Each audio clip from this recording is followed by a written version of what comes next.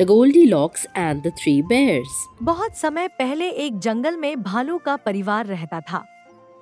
उसके परिवार में भालू, उसकी पत्नी और एक बच्चा था। सभी एक साथ खुशहाली से अपना जीवन बीता रहे थे। उनके घर में सबके लिए अलग अलग पलंग, खाने की चम्मच, प्लेट, कटोरी जैसी सभी सुविधाएं थी।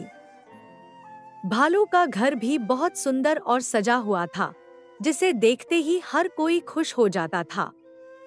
एक दिन सुबह सुबह भालू के मन में नाश्ता करने से पहले सैर करने का ख्याल आया। भालू के पूरे परिवार को यह बात पसंद आई, लेकिन तभी भालू की पत्नी ने बताया कि उसने सबके पीने से लिए दूध गर्म कर दिया है।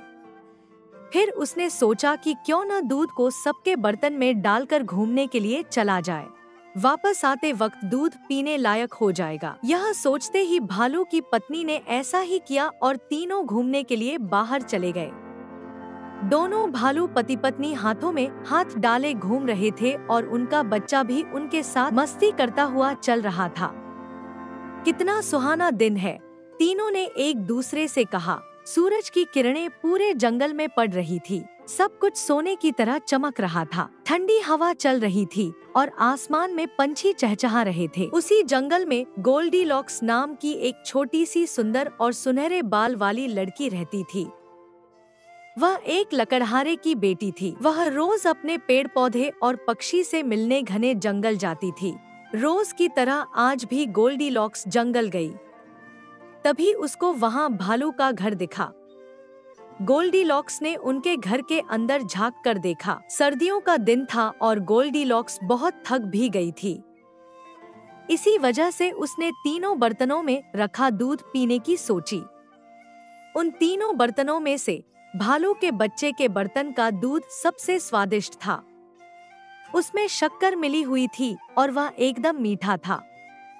गोल्डीलॉक्स ने भालू के बच्चे का दूध वाला बर्तन उठाया और वहां रखी छोटी सी कुर्सी पर बैठ गई और दूध पी लिया।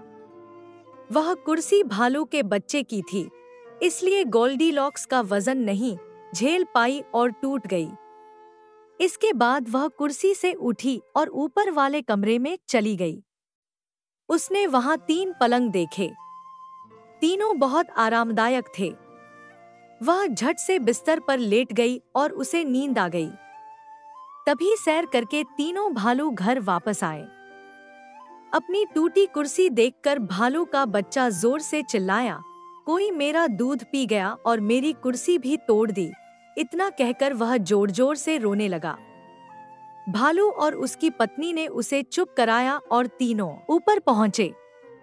वहां भालू के बच्चे ने अपने पलंग पर एक लड़की को सोते हुए देखा। उसे देखकर भालू का बच्चा जोर से चिल्लाया, इसी ने मेरा दूध पिया होगा।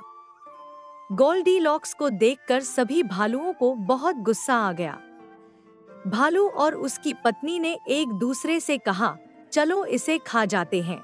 उनकी बात जैसे ही गोल्डीलॉक्स के कान पर पड़ी तो उसकी नींद खुल गई। अपने सामने 3 भालुओं को देखकर वह डर के मारे खिड़की से कूदकर बाहर भाग गई। तीनों भालू ने उसका पीछा करने की कोशिश की, लेकिन पिता भालू के हाथ में सिर्फ गोल्डीलॉक्स के सुनहरे बाल आए।